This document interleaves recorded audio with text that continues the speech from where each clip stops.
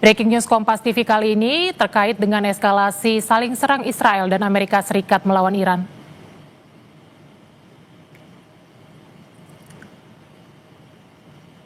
Israel terus menggempur Iran, 200 orang dilaporkan tewas. Israel juga menyerang kelompok militan Hizbullah yang menyokong Iran di Lebanon. Sebagai balasan, Iran menembakkan rudal ke arah Israel dan negara-negara Arab. Setidaknya 200 orang termasuk pemimpin tertinggi Iran Ayatollah Ali Khamenei dan para pemimpin senior Iran lainnya tewas sejak dimulainya serangan gabungan Amerika Serikat dan Israel ke Iran.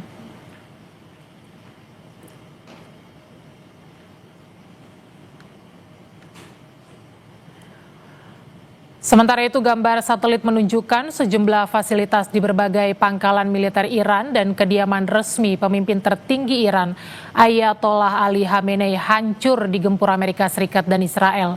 Rudal balistik Amerika Serikat dan Israel juga menghancurkan kapal-kapal perang Iran. Pada serangan Sabtu lalu, Iran membalas serangan dengan menembakkan rudal yang menewaskan 3 personel militer Amerika Serikat.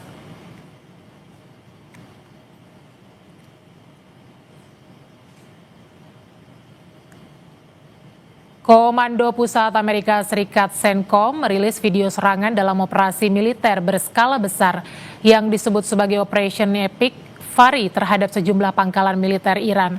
Video tersebut menampilkan serangan presisi ke berbagai fasilitas militer Iran, termasuk hanggar drone, sistem rudal balistik, radar, dan pusat komando Korps Garda Revolusi Islam Iran. Rekaman juga menunjukkan jet tempur F-18 lepas landas dari kapal induk serta peluncuran rudal dari kapal perusak Amerika Serikat di laut.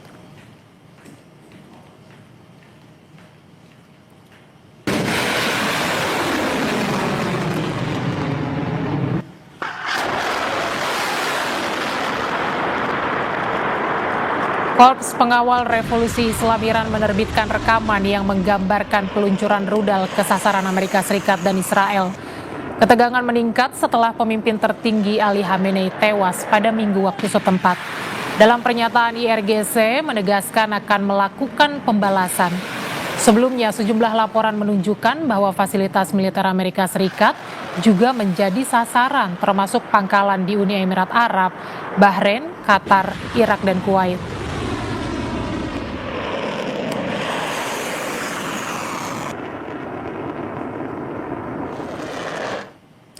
Salah satu kota yang dihantam rudal Iran adalah Beit Shemesh di sebelah barat Yerusalem. Layanan darurat Israel menyebut sedikitnya 9 orang tewas dan 28 cedera dalam serangan tersebut. Ini menjadi serangan paling mematikan di wilayah Israel sejak gempuran ke Iran.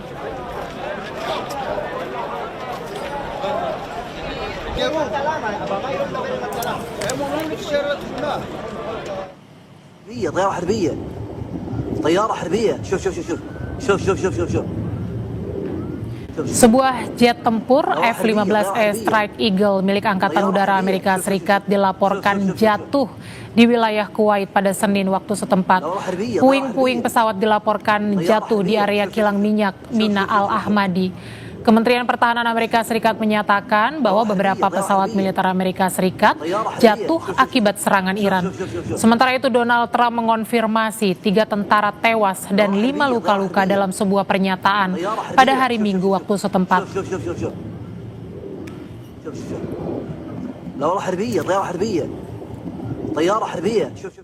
Literally minutes. Iran's formerly supreme leader, Ayatollah Khamenei, is dead.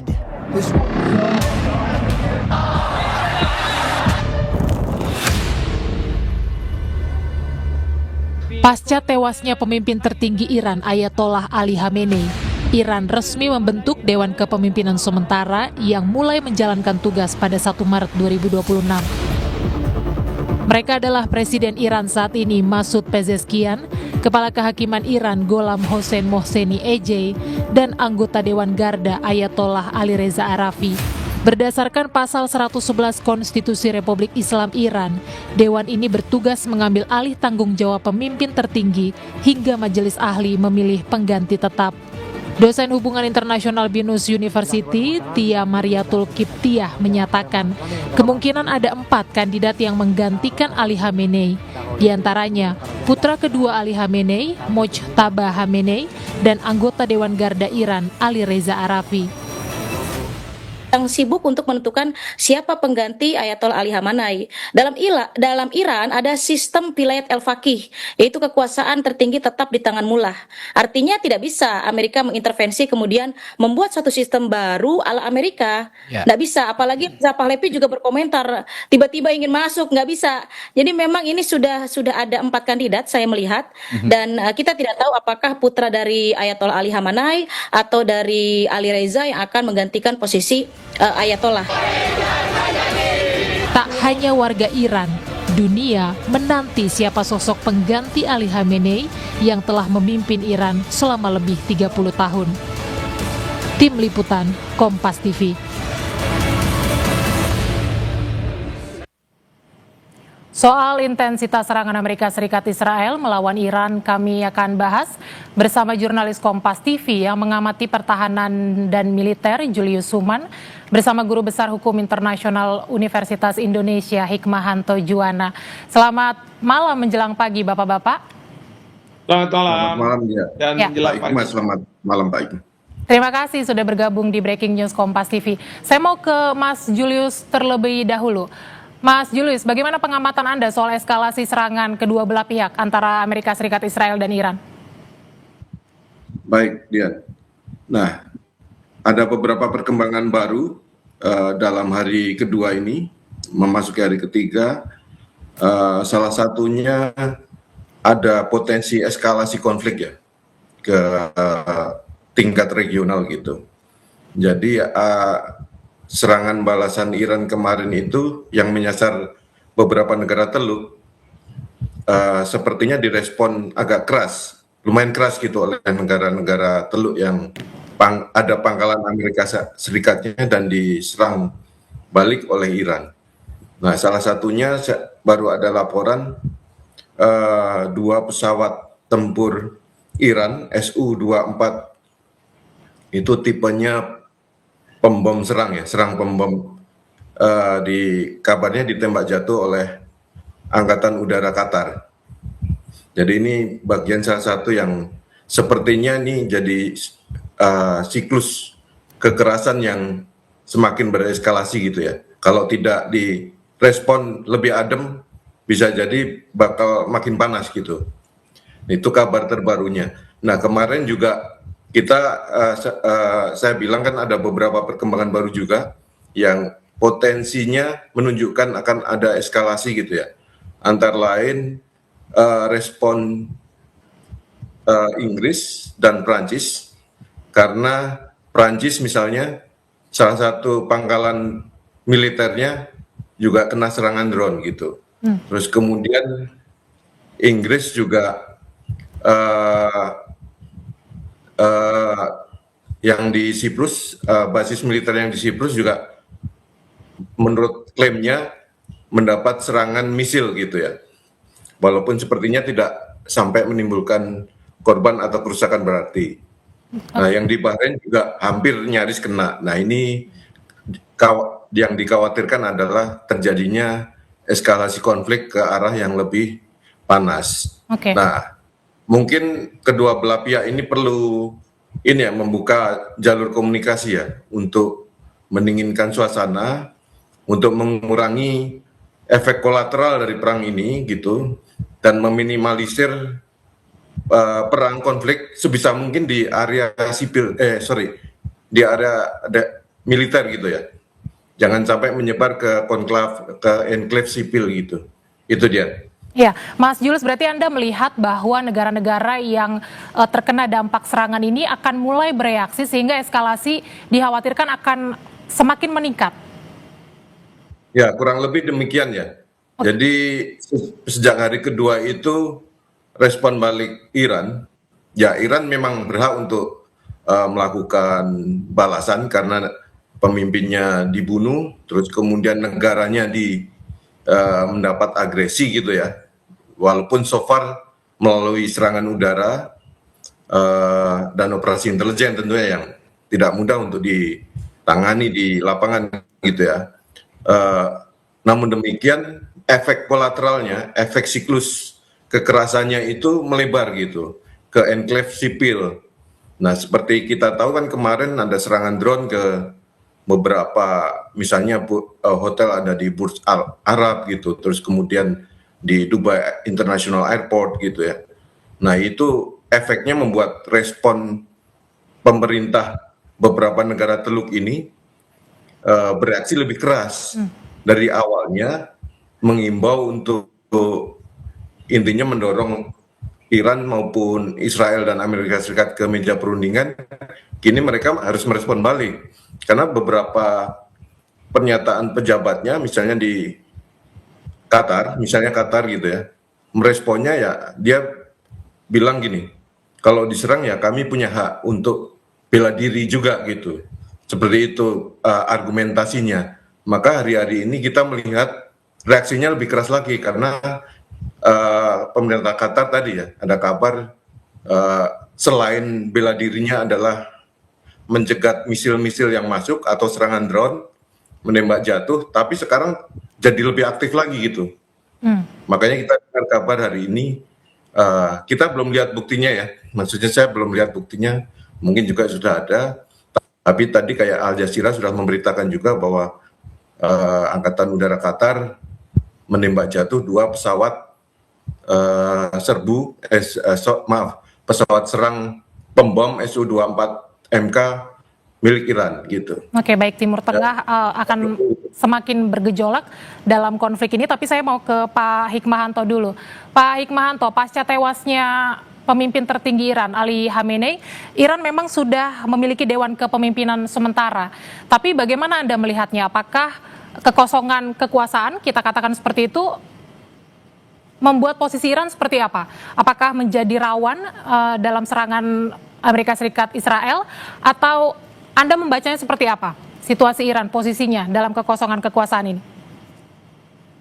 Pertama, yang pasti tidak ada kekosongan kekuasaan ya, karena di masa transisi ini itu kan ada 3 figur tadi yang sudah disampaikan yang memegang tampuk pemimpin, yaitu presiden secara kolektif kolegial, saya duga, kemudian ketua kehakiman, dan kemudian wakil dari mullah.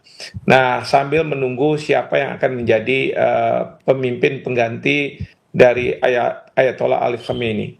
Itu yang pertama. Yang kedua adalah dalam konteks seperti sekarang ini, Amerika Serikat mencoba untuk melakukan backdoor diplomacy, melakukan semacam negosiasi agar pihak Iran mau menyerah, kira-kira seperti itu, dan serangan akan dihentikan, tapi akan ada tuntutan-tuntutan. Jadi ini mengikuti pola yang ada di Venezuela, di mana ketika Maduro dicokok begitu ya, kemudian wakil presiden dijadikan presiden, dan kemudian oleh pihak Trump dikatakan Anda boleh menjadi presiden, tetapi Anda harus melakukan berbagai hal yang dikehendaki oleh Amerika Serikat.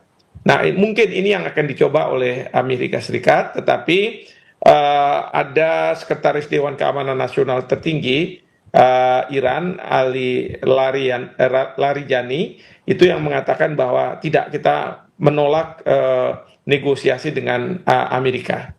Jadi ini yang kemudian dalam pernyataan dari Presiden Trump ketika mengumumkan ada 3 prajurit yang gugur dari pihak Amerika Serikat, dia mengatakan bahwa perang ini akan berlangsung agak lama, tidak seperti kayak di Venezuela cuma 300 menit, tetapi ini bisa sampai 4-5 minggu ke depan.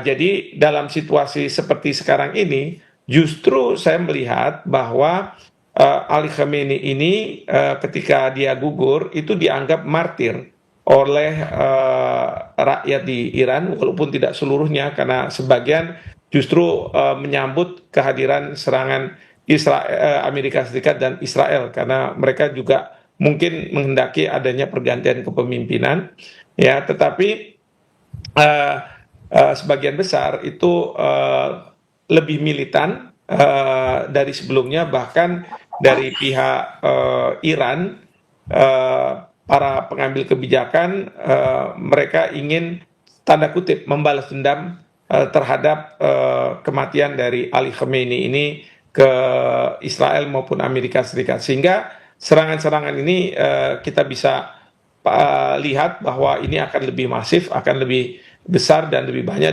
dari pihak Iran. Dan ada 3 titik yang dituju oleh Iran, yaitu di Israel sendiri, lalu pangkalan Amerika Serikat, dan tentunya nanti kapal-kapal induk Amerika Serikat, seperti itu. Ya, Pak Hikmahanto, saya mau kembali soal Dewan Kepemimpinan Sementara kan sudah mengadakan pertemuan begitu ya untuk menggodok siapa yang nanti akan menggantikan Ali Khamenei. Anda melihat apakah dalam proses penggodokan penggantian pemimpin ini Donald Trump memang punya power untuk bisa mengintervensi? Ya, sebenarnya Donald Trump tidak akan mengintervensi prosesnya, tetapi dia ingin melakukan negosiasi agar pemimpin baru seperti juga Wapres di Venezuela untuk tidak melakukan perlawanan. Sehingga kalau tidak melakukan perlawanan, dia akan mengatakan Anda boleh menjadi pemimpinnya, tetapi ikuti apa yang saya mau. Apa yang dimaui oleh Amerika Serikat adalah berkaitan dengan masalah senjata nuklir. Mungkin juga Amerika Serikat menghendaki agar pemerintahan di Iran tidak membiayai lagi proksi-proksi mereka yang menyerang Israel, Hamas, Hezbollah, dan Houthi, begitu. Dan kemudian kalau bisa ya membuka hubungan baik dengan Amerika Serikat dan kemudian juga Israel, karena Israel menghendaki seperti itu. Walaupun kalau dari sisi Israel inginnya terjadi perubahan rezim, tapi bukan sistem mullah tentunya, ya, karena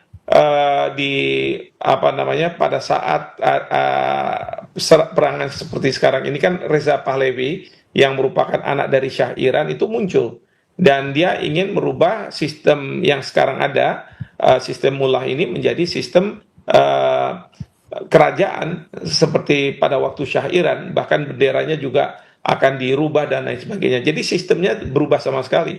Dan Reza Pahlavi sudah menjanjikan bahwa 3 hal kalau dia menjadi presiden atau pemimpin tertinggi di Iran, ya 3 hal. Pertama adalah dia akan melakukan hubungan yang lebih baik dengan Amerika Serikat dan Israel, mungkin juga membuka kembali hubungan diplomatik. Yang kedua, dia akan menghentikan pengayaan uranium dan pengembangan senjata nuklir. Dan terakhir yang dia janjikan adalah dia tidak akan lagi membiayai dan memberikan logistik pada proksi-proksi yang selama ini didukung oleh Iran melawan Israel, tadi Hezbollah, Houthi, dan Hamas, seperti itu. Oke, tapi selain itu ada juga sejumlah nama yang mencuat, Pak Hikmahanto. Kita tahu diantaranya ada anak Khamenei, kemudian juga ada cucu pendiri Republik Islam Iran ya, Hasan Khomeini, dan juga sejumlah ulama-ulama besar begitu. Ada sejumlah kandidat. Mana nama yang paling punya kans untuk menggantikan Ali Khamenei yang kepemimpinannya sangat karismatik?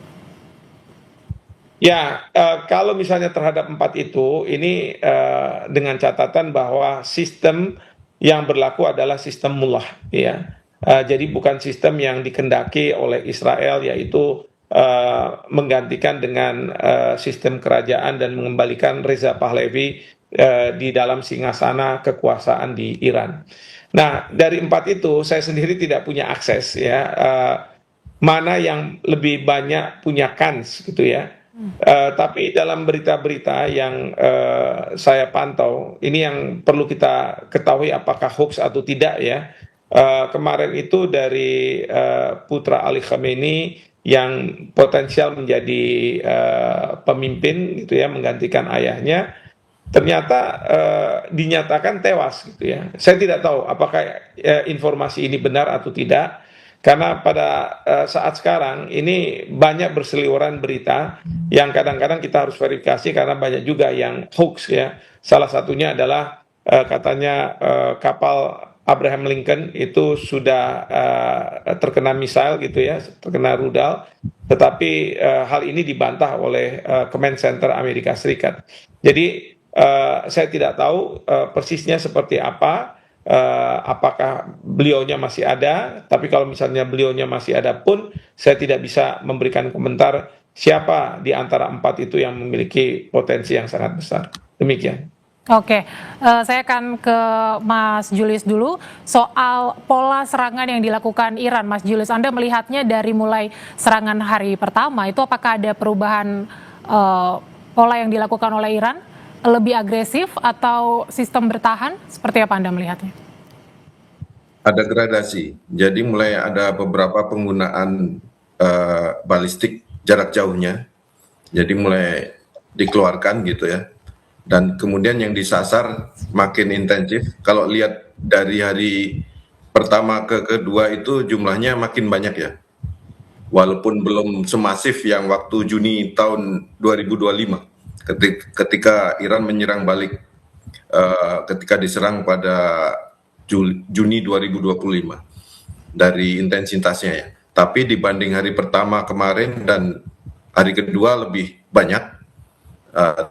Cuma ini kan terbagi ke banyak sektor ya. Tidak cuma yang diserang Israel, tidak cuma yang diserang, tapi juga beberapa pangkalan yang tersebar di Teluk, di beberapa negara Teluk. Jadi tidak terlalu, jadi mungkin secara manajemen pengaturan untuk titik penyerangan itu harus diatur sedemikian rupa supaya tetap mengancam, tapi juga efektif gitu ya dalam segi targetnya, tapi terbelah gitu, tersebar ke beberapa titik. Terus kemudian baik itu misil jarak pendeknya, menengah maupun yang jauh gitu ya. Nah, terus kemudian penggunaan drone ini sebetulnya cukup efektif dalam hal begini. Drone ini biaya produksinya murah, sekitar Shahed 136 itu efektif membuat kepanikan sebetulnya. Dan kerusakannya juga lumayan, menyasar objek militer maupun seperti yang kita lihat di video amatir beberapa objek sipil gitu. Dari segi ongkos murah banget, 20.000 sampai 50.000 dolar. Nah, ini dilemahnya buat negara yang diserang, negara-negara Teluk yang diserang. Mereka punya beberapa sistem pertahanan udara seperti rudal Patriot, tapi mikir-mikir kalau mau nembak dengan itu untuk menjatuhkan drone-nya, karena biayanya operasionalnya mahal banget gitu, puluhan juta dolar. Gitu. Ada yang Patriot itu 4 juta dolar untuk operasinya. Sementara untuk rudal-rudal yang anti pertahanan yang lebih canggih seperti THAAD itu bisa 12 juta dolar gitu. Jadi berbanding sangat jauh dengan Iran. Jadi Iran sengaja sepertinya pakai taktik ini untuk mencari respon serangan pertahanan udara lawannya yang disasar ini, dipancing dengan itu. Jadi mungkin akan ada celah bolong di situ. Satu dilemanya buat yang diserang itu mikir-mikir karena ongkosnya terlalu besar untuk meladeni drone gitu, untuk menjatuhkan drone.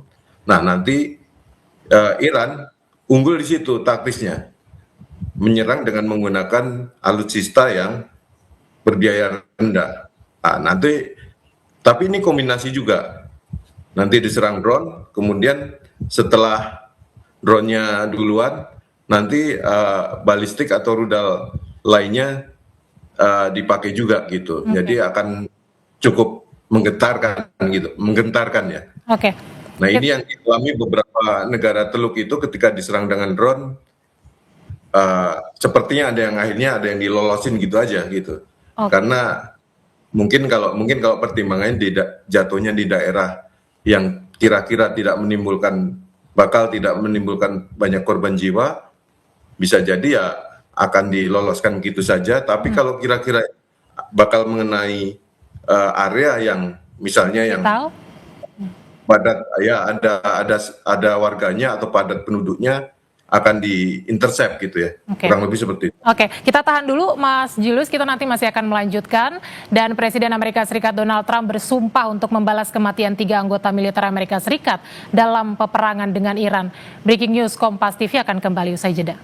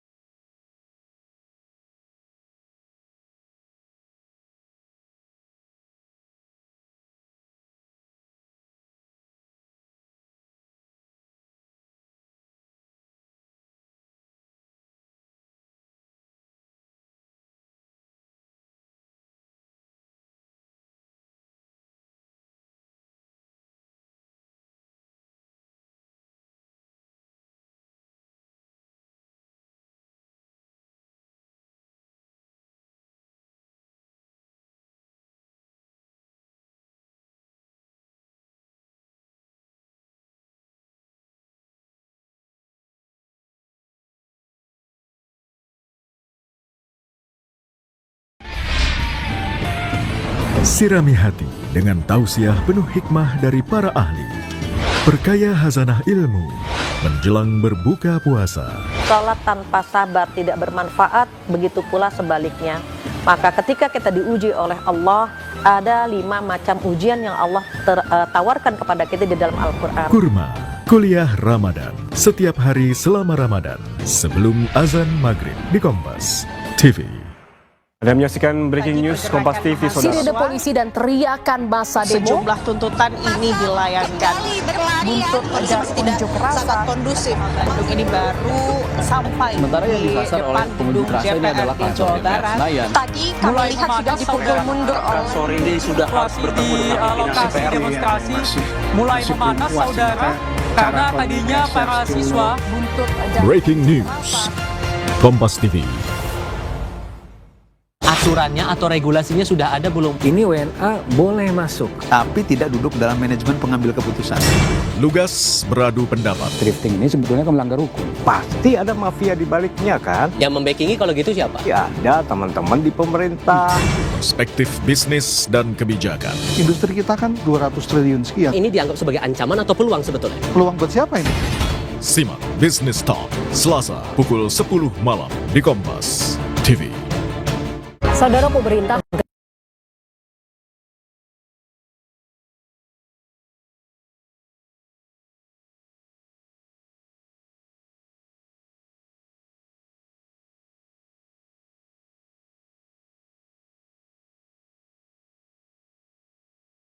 rapat Jurnal Merah Putih Senin sampai Jumat pukul 2:30 siang live di Kompas TV.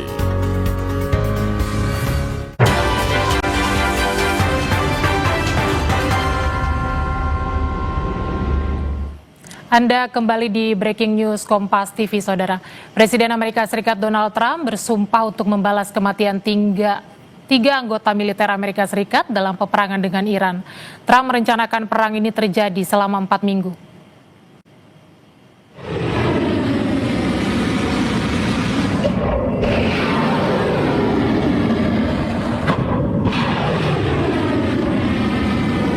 Pentagon menyebut 3 anggota militer Amerika Serikat tewas dan 5 lainnya terluka dalam operasi militer ke Iran. Hal ini terjadi ketika Amerika Serikat dan Israel membombardir target di seluruh Iran pada hari Minggu, menjatuhkan bom besar-besaran di lokasi rudal balistik negara itu dan menghancurkan kapal perang sebagai bagian dari kampanye militer yang semakin intensif setelah tewasnya pemimpin tertinggi Ayatollah Ali Khamenei.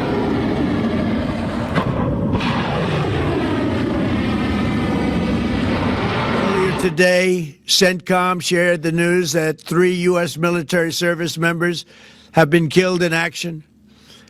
As one nation, we grieve for the true American patriots who have made the ultimate sacrifice for our nation.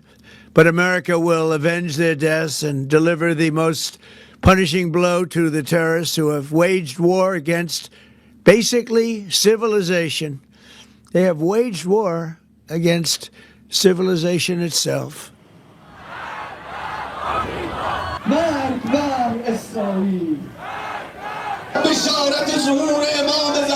Sementara itu, ratusan warga Iran berkumpul di alun-alun kota Teheran untuk berduka atas meninggalnya pemimpin tertinggi Ayatollah Ali Khamenei dalam serangan gabungan Amerika Serikat dan Israel. Mereka membawa bendera Iran serta foto-foto Khamenei sambil meneriakkan slogan-slogan anti-Amerika dan anti-Israel. Mereka juga menuntut pemerintah Iran membalas kematian Ali Khamenei.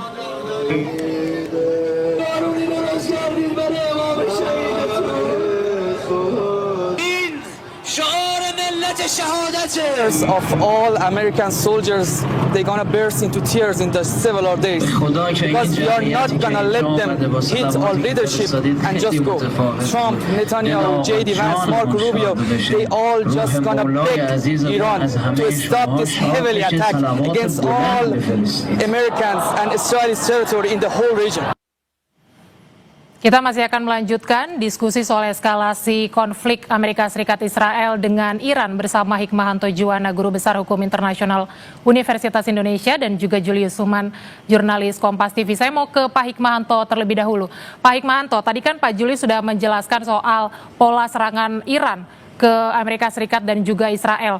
Nah, dalam serangan Iran ke Amerika Serikat ini menewaskan 3 tentaranya. Nah, Anda melihat apakah serangan ini sudah bisa dibaca oleh Amerika Serikat sebelumnya atau justru Amerika Serikat kecolongan? Ya, sebenarnya dari pernyataan Presiden Trump tadi itu beliau mengatakan bahwa memang 3 sudah gugur dan dia expect ya bahwa akan ada juga yang gugur lainnya. Jadi sudah diprediksi bahwa karena ini perang gitu ya, disampaikan oleh beliau bahwa memang akan ada yang berguguran.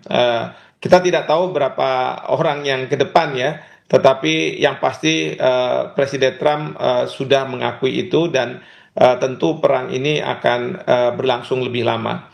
Nah, yang sekarang menjadi masalah itu adalah apakah ada negara-negara lain yang akan terlibat.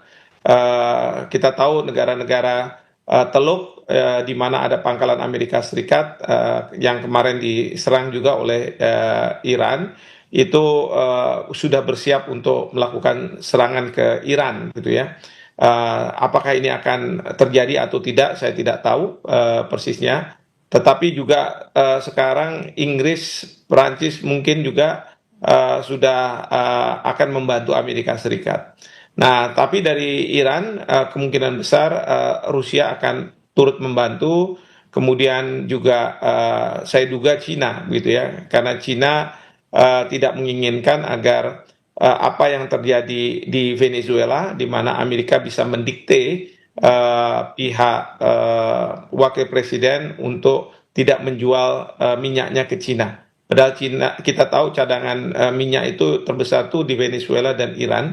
Dan kalau misalnya ternyata itu juga terjadi pada pihak Iran untuk tidak menjual ke Cina, tentu ini akan membuat Cina bisa kerepotan. Oleh karena itu, saya yakin bahwa kepentingan Cina dalam perang ini adalah membantu Iran, walaupun dia tidak akan langsung berhadapan-hadapan dengan Amerika Serikat. Demikian juga Rusia. Karena kalau misalnya mereka berhadapan langsung, mereka tahu konsekuensinya adalah perang dunia ketiga akan semakin dekat gitu ya, dan penggunaan senjata nuklir akan bisa terjadi. Oleh karena itu, mereka menggunakan Iran sebagai proksi untuk menghadapi Amerika Serikat dan memiliki kepentingan agar kepemimpinan Iran yang sekarang ada masih tetap dan tidak bisa digantikan.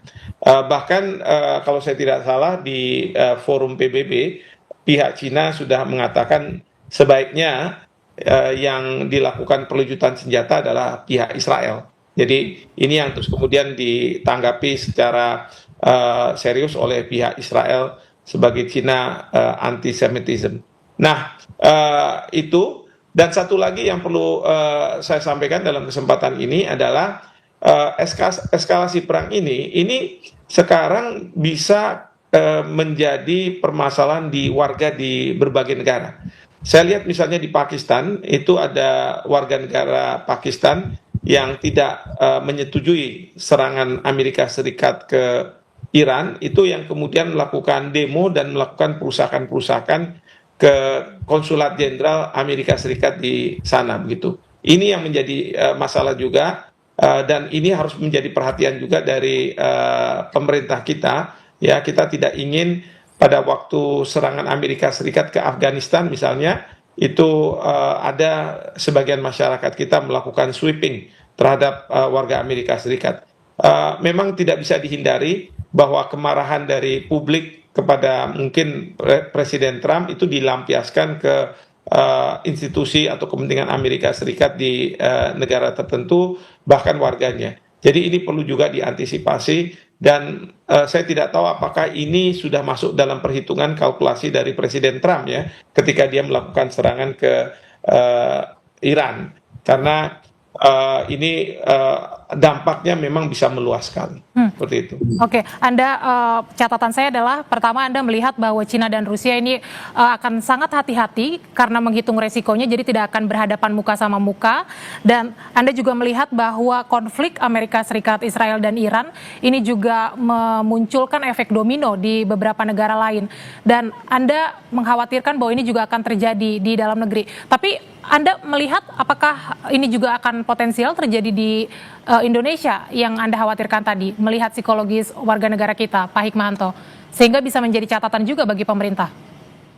Ya, bisa jadi ini akan terjadi di Indonesia. Okay. Ya, serangan Amerika Serikat ke Iran ini dianggap sebagai serangan terhadap Islam lah, kira-kira seperti itu. Okay. Dan tentu pemerintah harus mewaspadai karena penduduk kita mayoritas beragama Islam. Ya, jadi ini dan kita pernah punya track record seperti ini, presiden ya. Seperti saya katakan pada waktu Amerika Serikat masuk ke Afghanistan, melakukan serangan ke Afghanistan, sebagian dari masyarakat kita melakukan sweeping terhadap warga negara Amerika. Nah, ini yang mudah-mudahan kita belajar dari situ dan kemudian tidak terjadi lah. Ya, biarkan apa yang terjadi di Timur Tengah terjadi di Timur Tengah. Tentu kita berharap bahwa perang ini akan segera berakhir, karena yang menjadi korban adalah masyarakat biasa, masyarakat sipil. Nah, baik itu di pihak Iran maupun di pihak mungkin Amerika Serikat maupun Israel. Nah, jadi sekali lagi perang ini sesuatu yang tidak kita kendaki, tetapi kalau sudah terjadi memang sulit untuk kemudian kita bisa menghentikan ya, sampai pada satu titik memang satu pihak kalah begitu. Tapi kemarin yang saya dengar atau hari ini Presiden kita sudah menawarkan diri untuk menjadi mediator, meskipun saya katakan sebagai mediator ini terlalu prematur kalau ditawarkan pada saat sekarang. Karena pada saat sekarang secara psikologis negara yang berkonflik itu merasa bahwa perang ini akan bisa segera selesai dan mereka lah yang menang. ya itu secara psikologis. Menarik. Tapi tentu mediator itu akan penting kalau perang ini ternyata berkepanjangan dan sampai pada satu titik tidak kelihatan siapa yang menang, tetapi semua terkuras, energinya terkuras, anggarannya terkuras, korban yang bermunculan. Nah, disinilah kemudian mungkin mediator itu akan menjadi penting karena mediator ini akan menjadi penyelamat muka dari pihak yang ingin menyudahi perang ini. Seperti itu. Oke, menarik tadi Anda menyinggung soal peran Indonesia menjadi mediator, tapi kita tahan dulu Pak Hikmanto. Nanti kita akan membahasnya di segmen berikutnya. Saya mau ke Mas Julius Suman dulu. Mas Julius, Anda tadi menjelaskan soal pola serangan Iran yang kemudian sudah menghitung alutsistanya untuk menyerang Amerika Serikat dan juga Iran. Tapi apakah Anda melihat bahwa Iran sudah melancarkan serangan jitunya atau masih ada serangan-serangan lain yang lebih spektakuler? Kalau strateginya Iran memang akan akan bertumbuh pada penggunaan terutama adalah rudal balistik gitu ya, baik jarak pendeknya, menengah maupun jauh yang bisa menjangkau Israel sana radiusnya, terus kemudian penggunaan drone. Nah, terus kemudian untuk bagaimana dengan angkatan laut, terus kemudian angkatan udara. Nah, kita menyaksikan beberapa rilis CENTCOM ya, Komando Sentral Amerika itu merilis beberapa video penghancuran beberapa pesawat udara Iran di landasan gitu ya. Nah, beberapa ada F4, F5, mungkin ini pesawat-pesawat lama sih sebetulnya teknologi. Memang Iran kan kena beberapa lama kena sanksi ya, sehingga dia belum bisa mengupgrade maksimal alutsista udaranya. Tempo hari dia memesan Su-35 Rusia cuma keburu sudah perang duluan gitu. Dan itu pasti akan membutuhkan transisi untuk pelatihan dan seterusnya gitu ya. Nah, terus kemudian angkatan lautnya relatif kecil. 2 hari lalu ada klaim dari Amerika Serikat bahwa salah satu kapal frigat Iran dilumpuhkan. Tapi kita belum lihat buktinya atau ininya, belum lihat buktinya gitu, belum dirilis gitu, belum ada video rilisnya dan sebagainya. Jadi andalannya tentu lagi-lagi adalah rudal balistik. Nah, terus kemudian drone.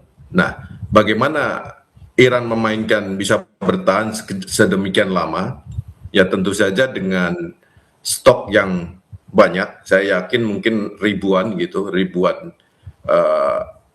balistik yang teknologinya dulu itu dibantu oleh Korea Utara gitu ya. Oke. Nah, terus berkembang, makanya dia bisa kemampuan untuk mengembangkan berbagai jenis yang makin canggih gitu ya. Nah, terus kemudian kalau kita bagaimana misil-misil balistik itu ditembakkan, nah ini jadi seperti saya bilang seperti permainan tikus dan kucing. Jadi kalau rudal balistik itu kan ditembakkan bisa melalui wahana peluncur mobile lewat truk-truk yang bisa begitu nembak dia langsung bisa pergi gitu ya, harus segera pergi karena nanti kalau enggak dia akan diserang balik. Itu ada satu wahana bergerak, terus kemudian ada wahana yang di bawah tanah, silo gitu, ini pertahanannya lebih kuat. Nah, dia bisa kalau musuh tidak punya informasi intelijen di mana titik yang statis ini di mana, ya nggak akan tahu gitu. Tapi begitu tahu pun belum tentu bisa langsung dilumpuhkan karena dia ada di dalam kedalaman tanah.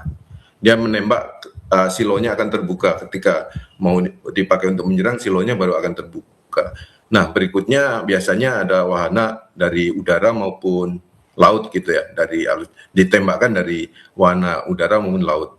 Cuma sepertinya Iran tidak punya yang ini, yang versi udara maupun yang laut gitu ya. Nah, jadi dia akan mengandalkan yang silo dan wahana bergerak. Nah, problemnya adalah begitu menembakkan wahana bergerak, nanti akan di-tracking sama musuhnya. Ketika lintasannya sudah bisa dibaca gitu, itu yang akan diburu. Nah, ada laporan, ada beberapa analis yang menyebut sekarang ini fasenya sudah mulai memasuki fase superioritas udaranya Amerika Serikat dan Israel. Nah, apa konsekuensinya? Jika itu sepenuhnya ruang udara Iran dikuasai sampai dikuasai gitu, dia akan lebih leluasa untuk memburu wahana bergerak peluncur balistik ini maupun silonya. Nah, itu kelihatan dari pergerakan beberapa. Kalau silo kan harus dihancurkan, ini butuh bom yang spesifikasinya untuk kedalaman gitu. Nah, ini ada laporan beberapa, misalnya kemarin ada laporan 4 unit pembom B2 itu diluncurkan. Mungkin itu dalam rangka memburu yang peluncur rudal versi silo yang di bawah tanah itu. Tapi ini nggak gampang karena Iran punya banyak sekali wahana peluncur dan jumlah misil balistiknya jauh lebih banyak lagi daripada peluncurnya gitu. Dan apalagi dia punya kemampuan industri selama di masa tenang, punya kemampuan industri misil dan teknologinya yang cukup disegani lah, termasuk yang ini nggak semua negara itu punya kemampuan untuk memproduksi misil. Jadi bayangin mungkin kalau taruhlah Pindad itu ya, Pindad misalnya, itu kan amunisinya ya kalibernya kecil-kecil gitu ya. Nah, ini kan kaliber misil itu, misil balistik kan kalibernya gede-gede gitu. Jadi itu membutuhkan teknologi yang super, yang kepakaran atau keahlian yang sangat. Makanya apalagi dia dibantu oleh Korut yang memang punya kemampuan soal balistik gitu ya. Biasanya itu kalau negara-negara yang punya kemampuan balistik itu dianggap lebih maju gitu secara militer. Dan kelasnya di atas negara yang cuma sebagai pengguna aja gitu, atau bahkan nggak punya rudal balistik gitu, apalagi gitu. Kurang lebih gitu dia. Tapi saya juga mau ya. Silakan Mas Julius. Saya juga mau meng-highlight perkembangan baru ya. Jadi Menteri Pertahanan Amerika Serikat Peter Hegseth sudah menyatakan ada tambahan korban jiwa baru gitu. Kemarin kan tiga personel militer Amerika Serikat jadi korbannya. Berikut yang belasan yang luka-luka. Nah, ini ada korban keempat gitu. Kemungkinan besar ini korban akibat serangan korban yang di pangkalan Ali Al-Asam di Kuwait. Ini salah satu pangkalan militer Amerika Serikat di wilayah Teluk yang kemarin kan dapat serangan Iran gitu ya. Nah, ini ada tambahan 4. Apa konsekuensinya jika korban bertambah?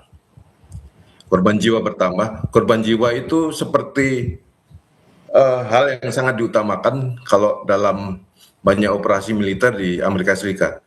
Perang pasti selalu akan makan korban, tapi kalau sudah jatuh korban akan mendapat sorotan publik domestik dia gitu. Jadi sorotan Kongres, jadi sorotan publik Amerika Serikat.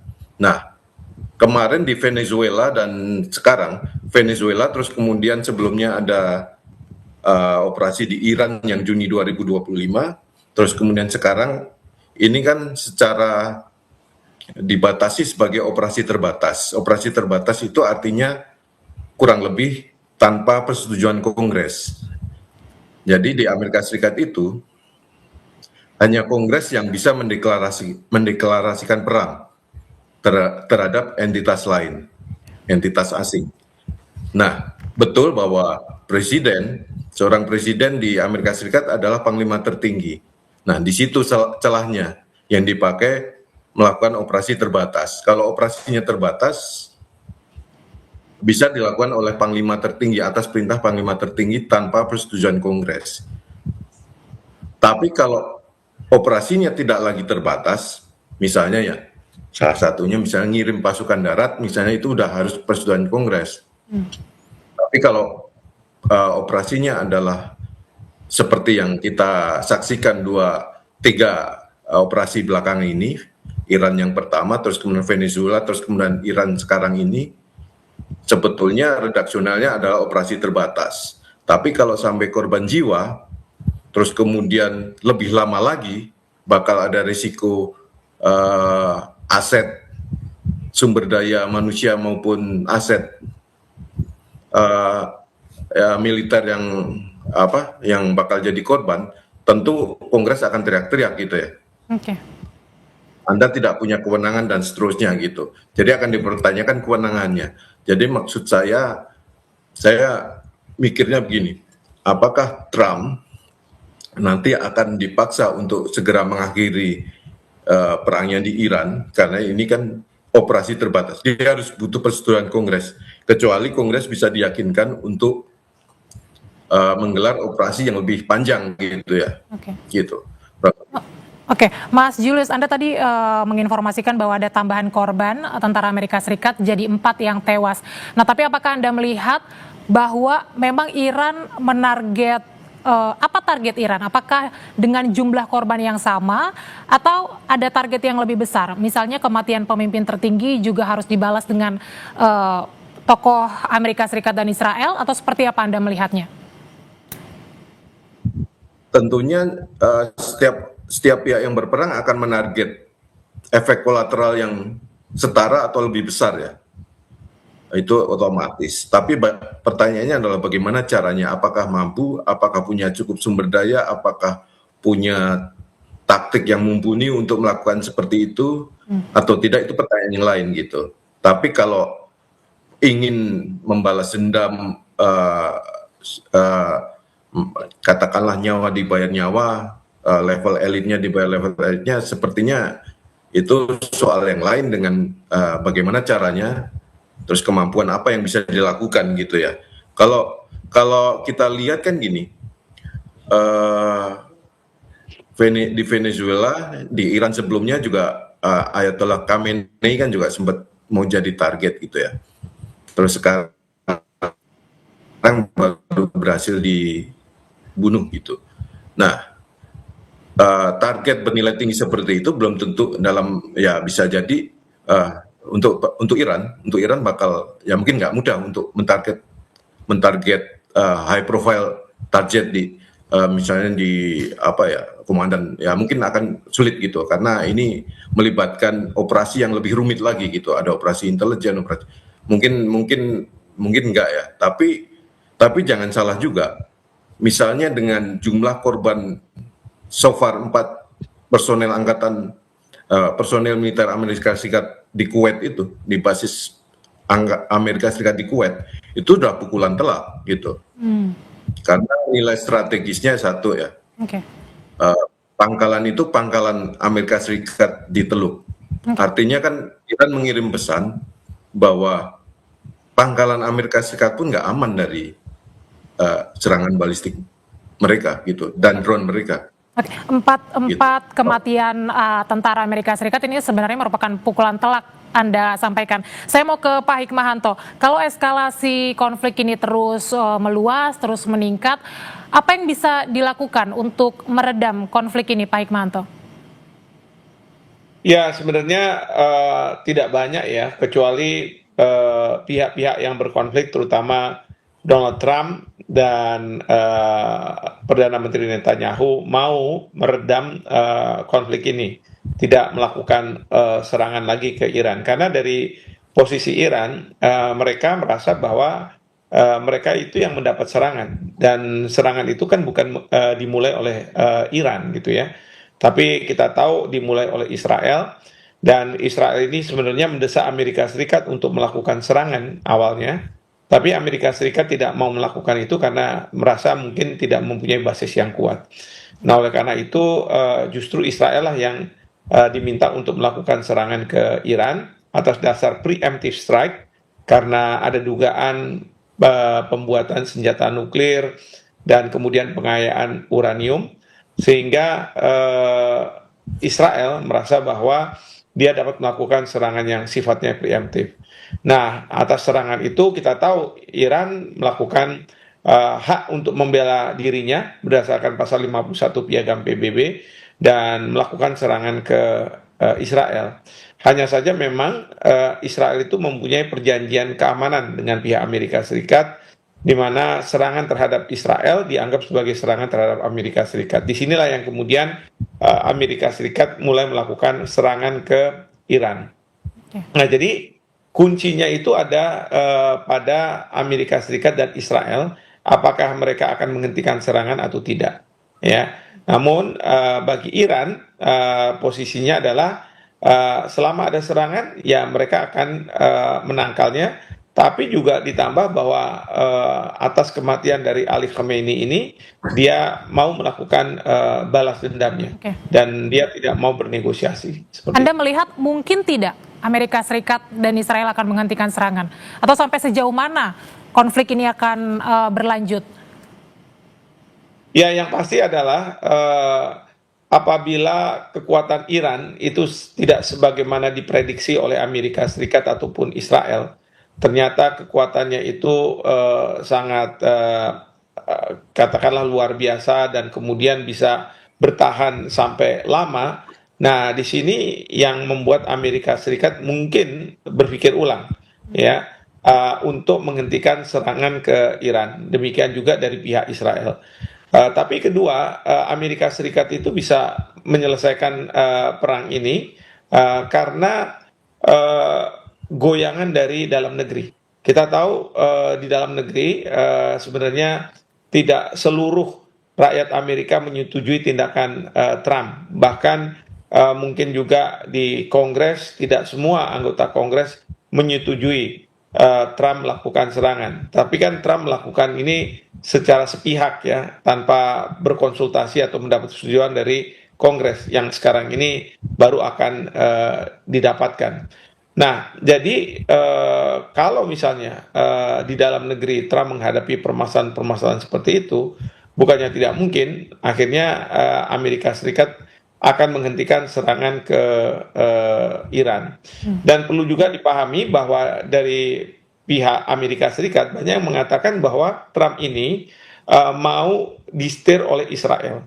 Karena yang punya ambisi ini sebenarnya hegemoninya Israel untuk bisa menguasai Timur Tengah. Sehingga Timur Tengah itu tanda kutip bersahabatlah dengan Israel sebagai negara yang dianggap mengambil tanah rakyat Palestina, negara yang bukan Islam, dan seterusnya.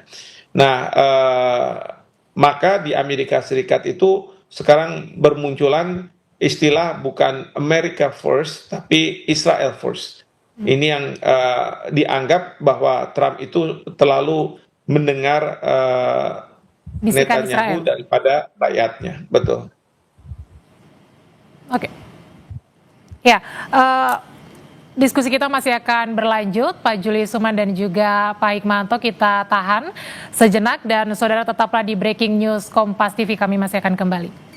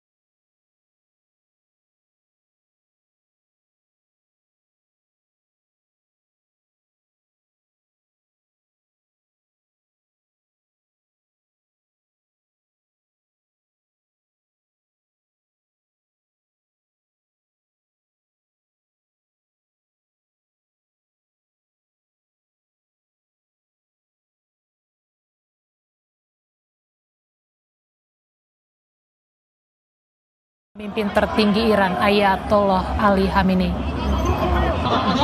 Warga Syiah Irak mengenakan pakaian hitam sebagai tanda berkabung, membawa sejumlah foto Ali Khamenei dan bendera merah sebagai lambang pembalasan. Prosesi pemakaman simbolis juga dilakukan sebagai penghormatan bagi Ali Khamenei.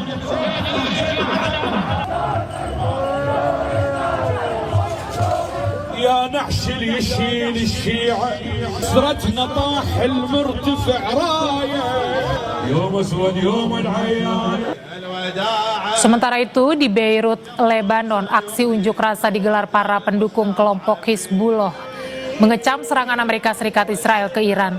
Para pengunjuk rasa meneriakan penghormatan bagi pemimpin Iran Ali Khamenei yang tewas akibat serangan tersebut. Hizbullah adalah proksi Iran yang paling kuat dan telah memainkan peran penting dalam mendukung kelompok-kelompok yang terkait dengan Teheran dalam beberapa konflik regional.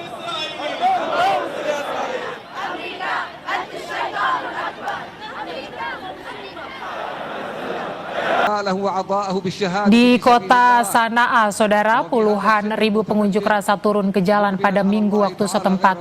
Protes ini terjadi setelah pembunuhan pemimpin tertinggi Iran Ayatollah Ali Khamenei dalam serangan bom mendadak Amerika Serikat dan Israel sehari sebelumnya. Foto-foto Khamenei terlihat dibawa oleh para pengunjuk rasa. Slogan-slogan anti-Amerika dan anti-Israel diteriakan. Mereka juga membakar bendera Israel dan Amerika Serikat.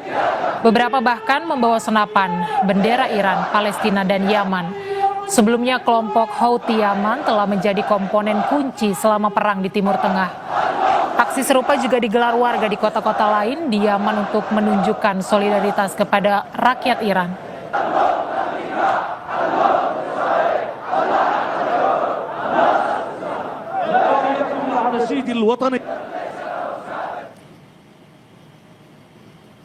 Pasukan Hizbullah ikut menggempur Israel sebagai perlawanan atas serangan Israel dan Amerika Serikat yang menyasar Teheran.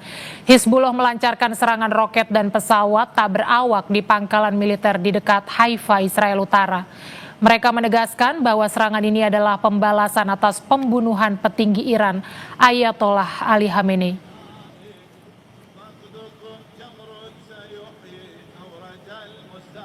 Masih bersama kami Hikmahanto Juwana, Guru Besar Hukum Internasional Universitas Indonesia, dan juga Julius Suman, jurnalis Kompas TV. Saya mau ke Pak Hikmahanto terlebih dahulu. Pak Hikmahanto, sedemikian besar kecaman dunia terhadap serangan Amerika Serikat Israel ke Iran. Apakah ini bisa menghentikan kepentingan dan juga ambisi Amerika Serikat Israel untuk menyerang Iran?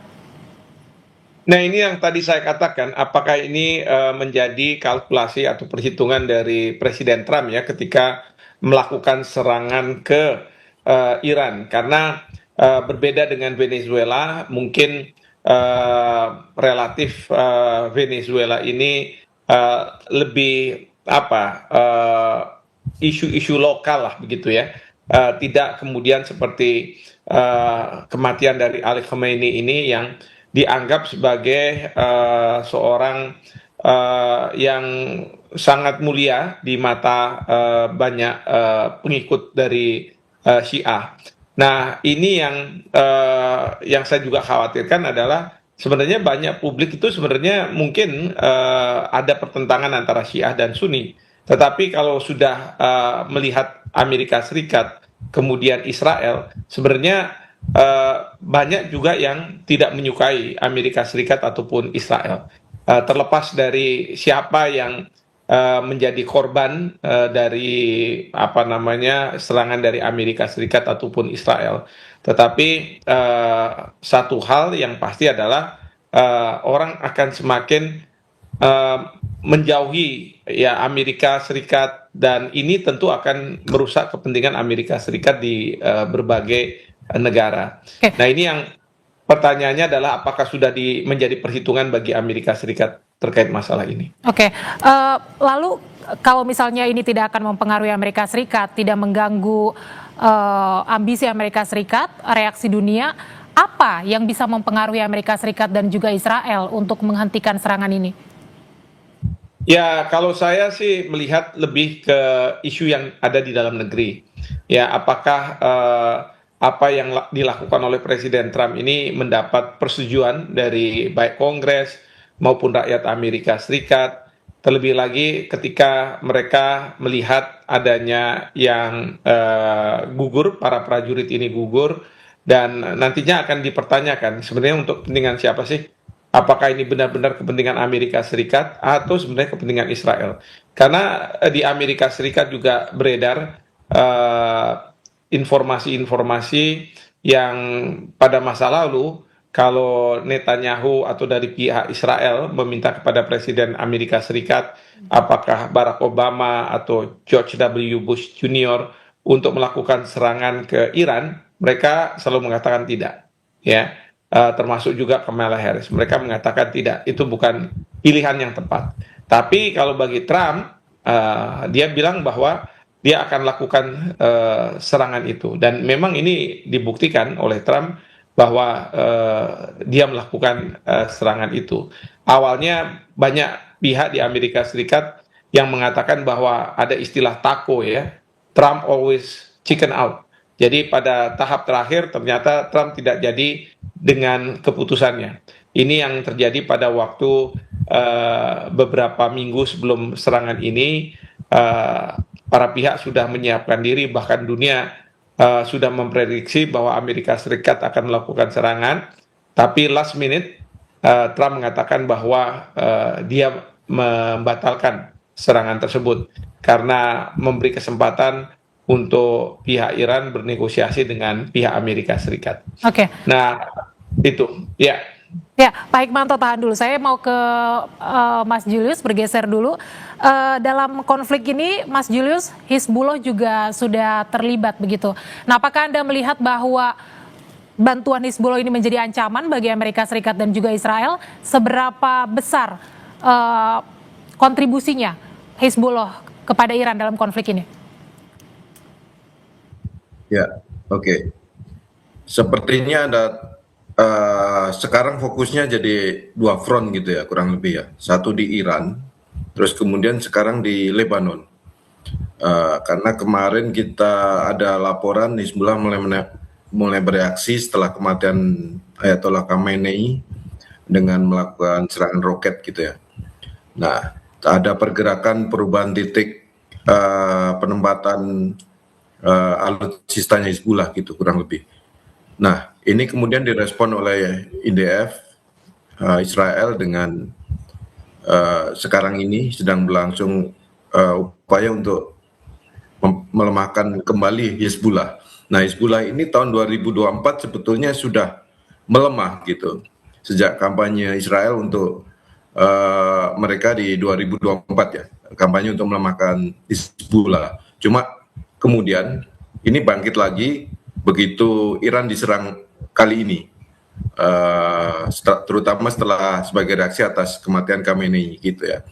Nah, dia menyerang kalau nggak salah Haifa. Nah, kemudian jadinya dua front nih Israel nih. Tapi mungkin Hizbullah relatif cukup mengganggu, tapi relatif mungkin bisa di netralisir gitu ya, kurang lebih untuk tidak menjadi ancaman yang lebih berdampak selagi Israel membuka front yang lain, terutama lewat Hizbullah di Lebanon gitu ya. Kita tahu bergerak di Selat Hormuz gitu ya, menutup akses lalu lintas kapal tanker gitu, dan sepertinya hanya membolehkan kapal tanker sekutunya Rusia dan Cina untuk leluasa lewat situ. Nah, terus kemudian ada beberapa laporan sampai hari ini ada tambahan lagi kayaknya kapal tanker yang menerobos terus kemudian intinya dirusak gitu ya. Nah, ini menjadi bargaining proksi Hizbullah di Lebanon, terus kemudian dengan penutupan Selat Hormuz menjadi semacam bargaining buat Iran untuk terhadap Amerika Serikat dan Israel. Intinya membawa pesan jangan terus serang gitu. Kita juga bisa membalas balik dengan kolateral yang nggak kecil gitu. Karena kalau misalnya di Hormuz sampai ditutup sekian lama, sudah banyak analis ya gitu ya. Sekian hari dampaknya seperti apa, 7 hari dampaknya sekian, tambah berapa hari akan berdampak seperti apa, dan akan mengganggu pasokan energi global gitu.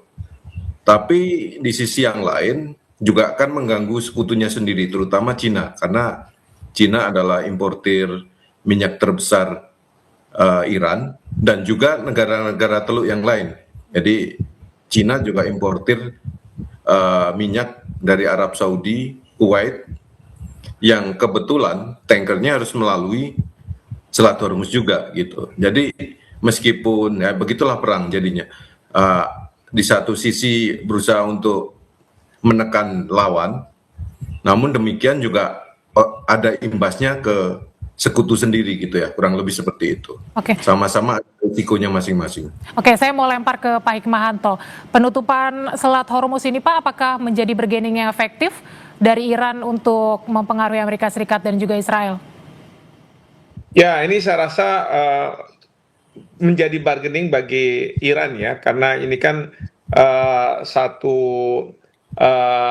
selat yang sangat penting, terutama bagi tanker-tanker yang membawa minyak keluar masuk dari negara-negara teluk. Dan ini menjadi bargaining, tapi dalam pidato Trump dia mengatakan saya nggak peduli kalau misalnya dari pihak Iran melakukan hal tersebut. Kemungkinan besar Amerika akan mengambil tindakan kalau misalnya ada blokade seperti itu, meskipun Iran sudah menunjukkan ada sebuah kapal yang melewati Selat Hormuz yang sudah diberitahu bahwa tidak boleh keluar masuk, tetapi masih ada di situ, kemudian diserang. Nah, yang pasti adalah yang diinginkan oleh Iran adalah dunia akan berteriak, dan karena dunia berteriak itu yang terus kemudian akan dipinpoint siapa yang bertanggung jawab, yaitu Amerika Serikat, dengan harapan pelemahan terhadap Amerika Serikat, seperti itu. Oke, artinya memang ini bargaining yang akan cukup efektif kalau nanti berlangsung cukup lama, bisa mempengaruhi Amerika Serikat untuk menghentikan serangan. Iya, betul sekali, betul sekali.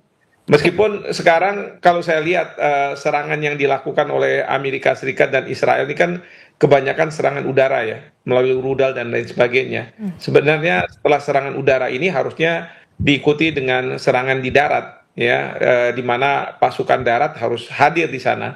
Tetapi yang saya dengar dari Menteri Pertahanan Amerika Serikat, Pete Hegseth, mengatakan bahwa mereka belum mau masuk dulu ke Iran dengan pasukan darat, karena kalau pasukan darat ini terus terang resikonya besar, karena ini di wilayah yang mereka mungkin tidak biasa, dan kemungkinan besar justru pasukan darat Iran yang akan mempunyai keunggulan apabila berhadapan dengan pasukan darat dari Amerika Serikat maupun Israel. Oke, Mas Julius, bagaimana pengamatan Anda? Apakah betul bahwa Amerika Serikat dan juga Israel ini justru harus waspada terhadap taktik serangan Iran di jalur darat? Karena kan kita tahu sejauh ini serangannya mendominasi jalur udara, Mas Julius. Oh ya, begini, kemungkinan kecil ya Amerika Serikat akan mengirim pasukan darat ya, kecuali mungkin yang sifatnya mungkin operasi khusus gitu. Okay. Tapi untuk operasi darat yang seperti halnya ketika menginvasi Afghanistan atau Irak, sepertinya kemungkinan kecil. Karena satu, butuh persetujuan Kongres, dan tidak semua orang Amerika setuju. Bahkan operasi yang tadi saya bilang, operasi terbatas saja tidak semua orang Amerika setuju. Terus kemudian tentu risiko korban dan sumber daya yang harus dikeluarkan untuk itu. Risiko korban jatuh, ini sudah 4 orang, belum yang luka-luka dan sebagainya. Aset juga mulai, aset banyak yang mulai timbul kerugiannya. Misalnya kita saksikan kemarin 3 pesawat tempur F-15 itu jatuh walaupun diklaim sama Iran, ada kelompok yang klaim Iran bahwa itu pelakunya, tapi bisa jadi itu lebih masuk akal kalau itu friendly fire, ada salah tembak dari sistem senjata Hanutnya Kuwait gitu, karena kesulitan mungkin saking banyaknya serangan dari luar sehingga sulit membacakan mana musuh, mana lawan, mana musuh, mana kawan. Mana kawan. Karena ada proses identifikasi apakah itu musuh atau kawan itu yang mungkin rumit di sistem Patriotnya, rudal Patriotnya. Nah, berikutnya sepertinya operasi darat itu akan sulit, tapi mungkin yang sedang dikejar sekarang adalah penghancuran minimal 3 situs nuklir Iran ya. Isfahan, Natanz, Fordo. Nah, di operasi yang Juni 2025 lalu kan dibom dengan bom kedalaman gitu ya. Nah, itu pun setelah dibom sepertinya tidak apa-apa juga. Mungkin karena pertahanannya saking betonnya itu saking sangat kuat dan di bawah tanah betul, sehingga bom bunker busternya Amerika Serikat mungkin menimbulkan kerusakan yang tidak terlalu signifikan gitu, menimbulkan kerusakan tapi mungkin nggak sampai bisa menghancurkan, dan kemungkinan Iran juga cepat untuk bisa memulihkan keadaan di fasilitas nuklir mereka. Nah, bisa jadi ini target berikutnya Amerika Serikat adalah melumpuhkan fasilitas nuklir Iran. Kalau tidak dapat ya dilumpuhkan gitu ya, tidak mau menyerahkan. Kalau kemarin perjanjian di Jenewa kan gitu, diminta untuk menyerahkan gitu, menutup gitu. Nah, kalau tidak ya akan diserang. Tapi kemarin sejauh ini sampai 3 hari perang ini, kemarin IAEA, Badan Atom Internasional, menyatakan tidak ada indikasi kalau situs-situs nuklir Iran itu terkena serangan udara Amerika Serikat gitu. Bisa jadi mungkin itu yang hari-hari ini dikejar Trump gitu ya. Nah, sampai kapan akan perang ini selesai? Bisa jadi sampai masing-masing pihak yang berperang itu merasa sudah impas gitu. Sampai kapan itu, Mas Julius? Impas itu apa ininya? Tolak ukurnya? Impas itu mungkin dari sisi objektifnya apakah sudah dapat atau belum. Terus kemudian dari sisi internalnya apakah korbannya sudah berjatuhan, aset kerugian dan kerugian aset mereka apakah sudah kira-kira sudah cukup mengkhawatirkan belum gitu.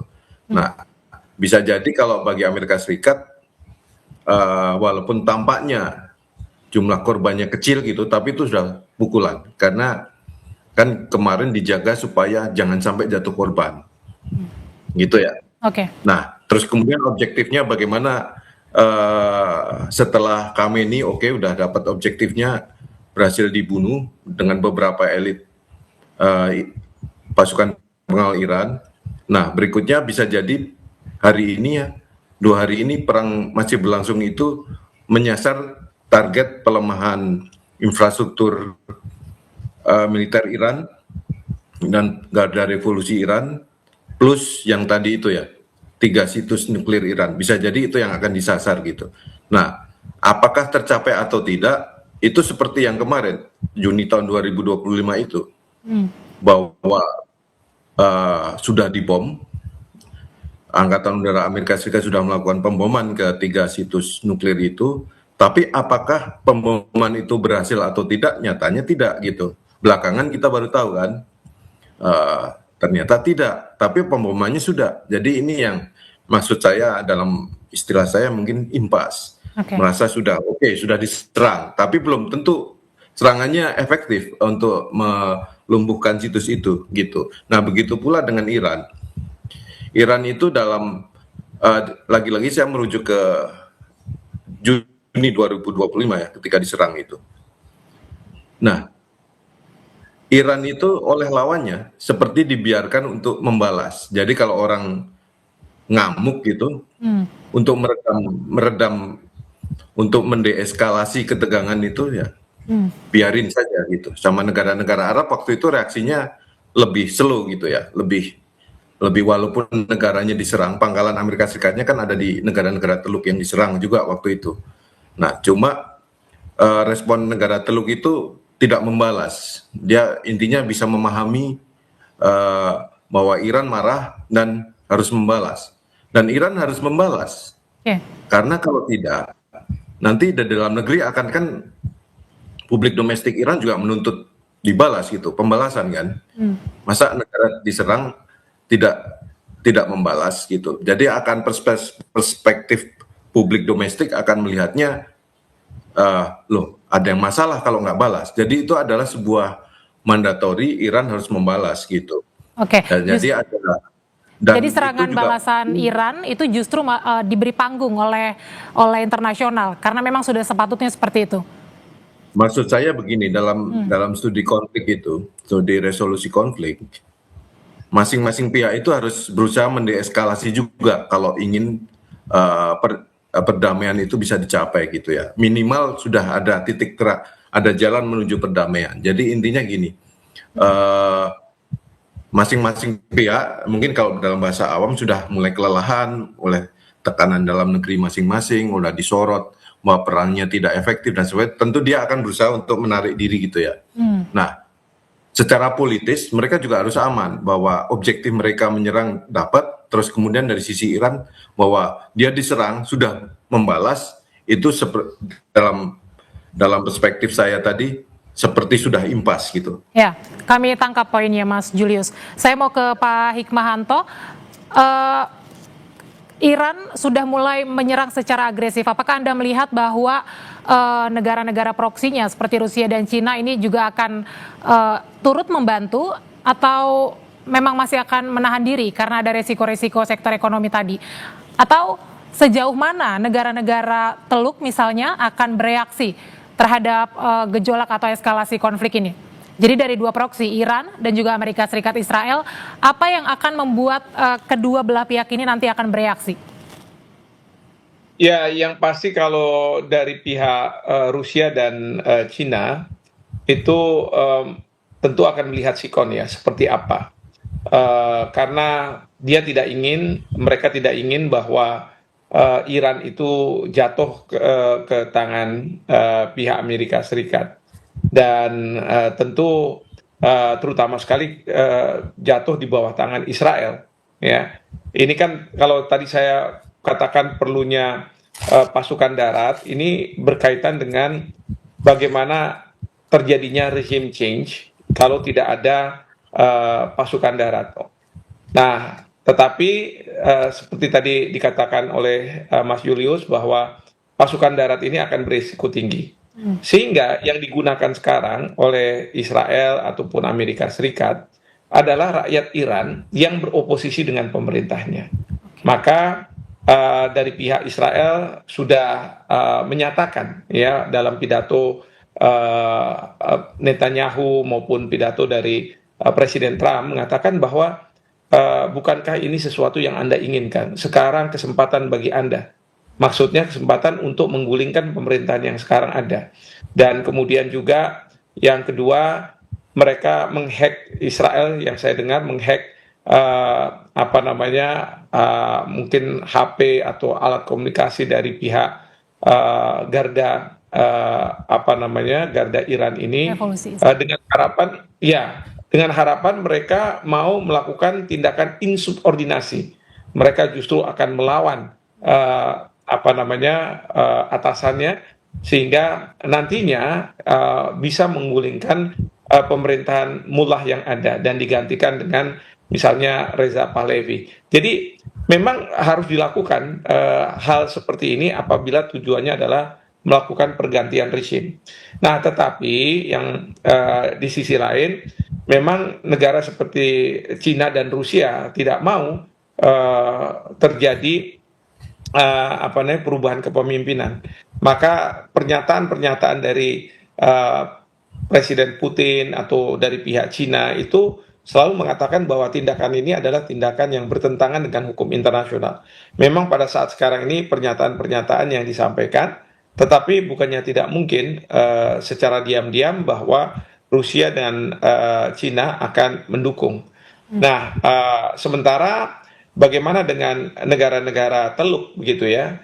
Nah, ini saya tidak tahu apakah memang Iran punya masalah dengan negara Teluk atau sebenarnya eh, kalaupun ada rudal yang diluncurkan ke instalasi-instalasi sipil ini karena rudal yang memang tidak akurat atau menyasar dan lain sebagainya, yang kemudian yang sebenarnya harusnya ditujukan ke pangkalan Amerika Serikat ya, yang berdampak pada berbagai instalasi sipil. Nah, ini pentingnya justru kalau menurut saya Presiden kita Pak Prabowo bertemu dengan anggota OKI untuk membahas permasalahan ini supaya clear, jangan sampai ada persepsi yang berbeda terkait dengan apa yang dihadapi oleh Iran. Karena menurut saya kalau sistem keroyokan begitu ya, ada Israel, kemudian ada Amerika Serikat, nanti ditambah dengan negara-negara Timur Tengah untuk melawan Iran, itu akan tidak fair.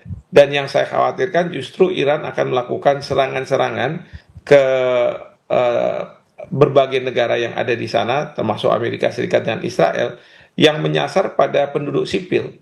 Dan ini terus terang tidak bagus gitu ya, karena dalam perang itu kan harusnya yang menjadi sasaran adalah target-target militer, bukan masyarakat sipil atau misalnya instalasi sipil dan lain sebagainya. Oke. Jadi ini yang juga perlu untuk kita cermati ke depannya seperti apa.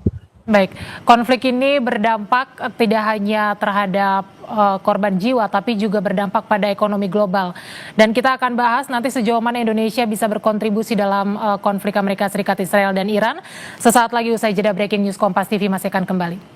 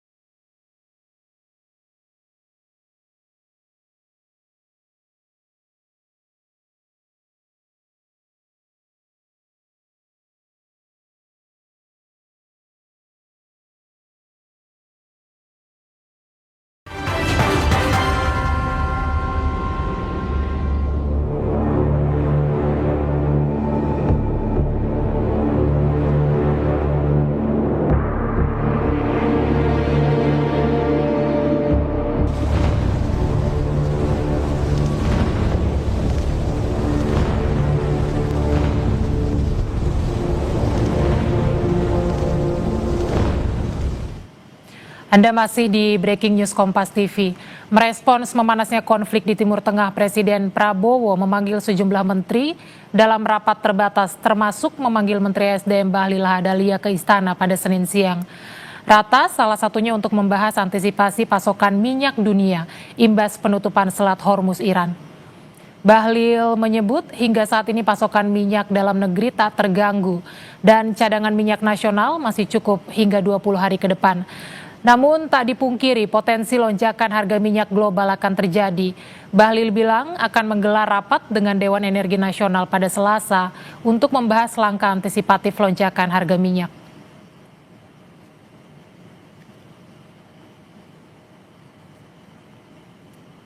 Tapi kan harga dunia kan pasti akan terjadi koreksi ketika kondisi geopolitik yang tetap terus memanas di Timur Tengah. Alternatif yang akan dilakukan mungkin?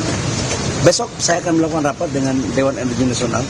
Setelah itu baru saya akan menyampaikan apa hasil dari analisa dan kajian dari Dewan Energi Nasional. Ya. Kalau cadangan BBM nasional berapa? Masih cukup 20 hari. Sisi lain, Menteri Koordinator Bidang Perekonomian Airlangga Hartarto mengakui konflik di Timur Tengah akan berdampak pada pasokan energi, transportasi, logistik, hingga pariwisata di Indonesia. Pemerintah sudah menyiapkan langkah antisipasi bila harga minyak dunia terus naik.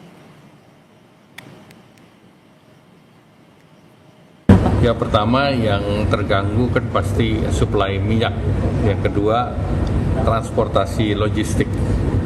Dan yang ketiga tentunya kita melihat turisme akan sangat terganggu.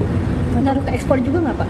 Kan ini juga melibatkan negara-negara lain, UAE, Bahrain. Iya, kalau negara tergantung juga berapa lama. Balik lagi kita monitor aja bahwa perang ini lama atau perang 12 hari atau perang berapa jauh. Berarti harga BBM bisa naik Pak? Apa? Harga BBM bisa naik?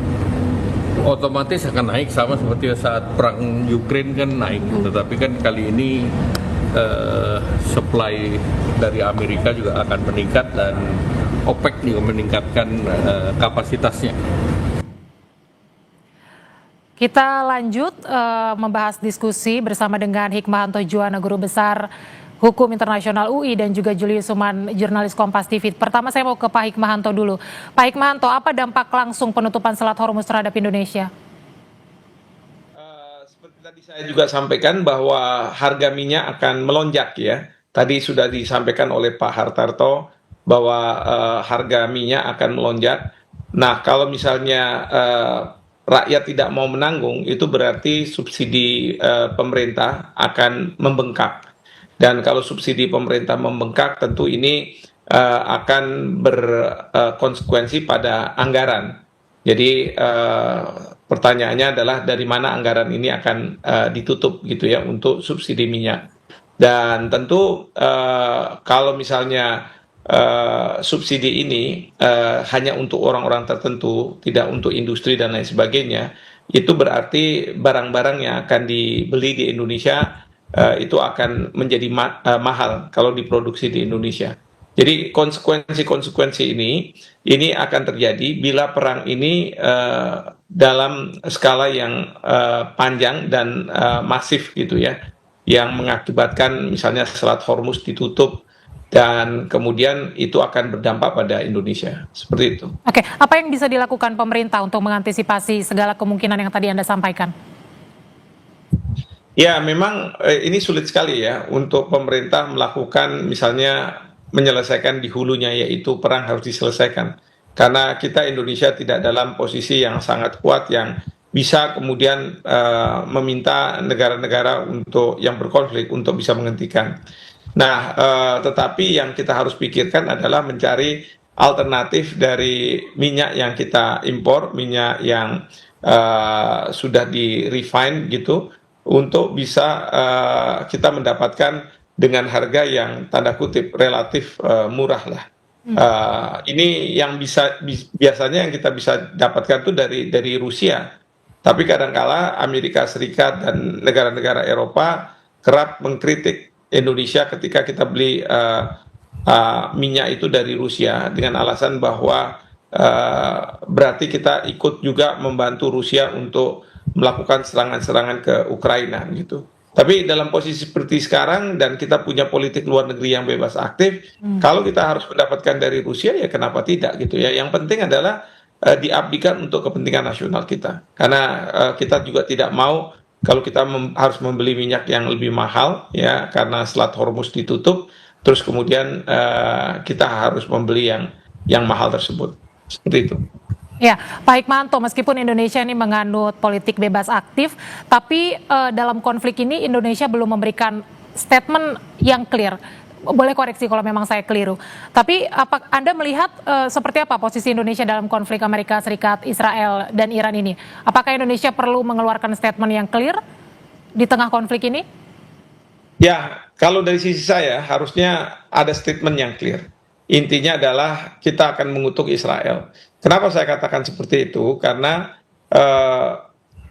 dalam proses perundingan yang hampir selesai, katakanlah begitu, Israel melakukan serangan ke Iran dengan dugaan bahwa Iran memiliki senjata nuklir. Padahal yang dinegosiasikan itu kan berkaitan dengan kemampuan Iran memiliki senjata nuklir.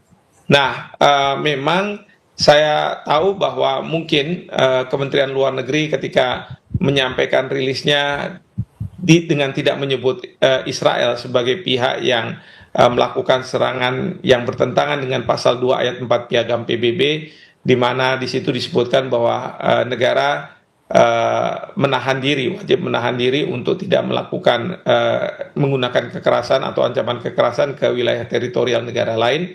Itu disebutkan pasalnya, tetapi tidak menyebutkan Israel. Karena mungkin dari sisi pemerintah, dengan tidak menyebut nama Israel, itu pemerintah bisa menjadi mediator. Dan ini memang juga yang dalam rilis tersebut ada pernyataan kesediaan Presiden Prabowo untuk menjadi mediator terhadap konflik yang ada.